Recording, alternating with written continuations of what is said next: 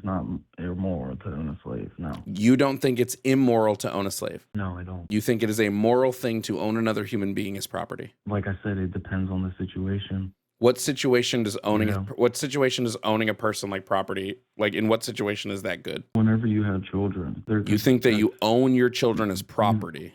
Yes, you own them until No, they're you 18. don't. No, you don't own them. Can you sell your children? No.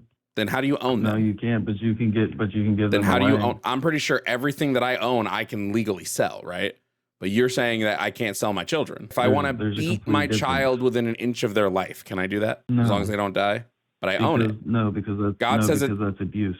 Yeah, but God says that it's okay to beat your slaves within an inch of your life because you own them. They're your property.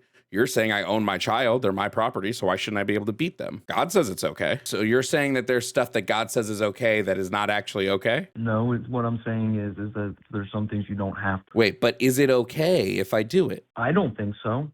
Okay, so you're saying this thing that God says is okay because you're saying that we own our children. They're our property. You know what? How about this?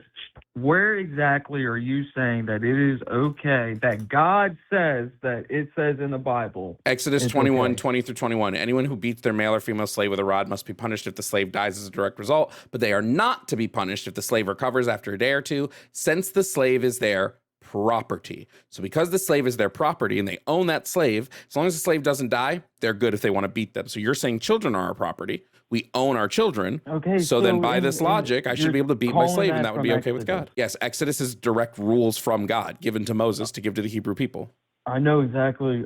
I know exactly what you're saying. What I'm Uh-huh. talking about. But So like I said, should be able to is beat that my I would children. choose not to. I'm not asking about whether you would choose to. You said it's wrong to do, but God says it's not wrong to do.